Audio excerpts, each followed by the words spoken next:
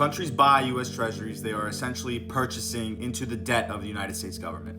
Has anyone asked themselves what would happen if China decided to sell off US Treasuries in a response to a tariff war? I think this is very important to look at, but the largest three holders of US Treasuries have been Japan, UK, and China has been in a decline for the past couple of years. So I believe that there is a deeper macroeconomic connection between foreign governments selling off US Treasuries and the strategic role of stablecoins in propping up US Treasuries. So let's get into what are stablecoins and how are they used today. Stablecoins are privately issued digital money, and they're a representation of cash on the blockchain, and it is a direct one-to-one backing with the reserve asset. We're going to pay attention to the ones that are backed by traditional assets, primarily cash and US Treasury backed coins, and these are the examples that they listed. So stablecoin use cases, they're used as a payment tool. They're used for payments as a medium of an exchange for traditional payment processors, but it could also be used as a store of value. They're used for value purposes. Given to the peg of a value of an asset ensures the price stability. And what are the real world applications? What could stablecoins be used for? Well, these are all the examples that they gave.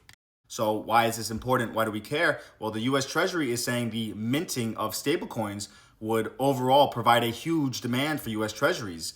They're saying that stablecoin issuers would have to hold for more than 93 days of Treasury bills, driving the concentration of Treasury holdings. So somebody is buying into the debt of the US government if foreign governments are selling off.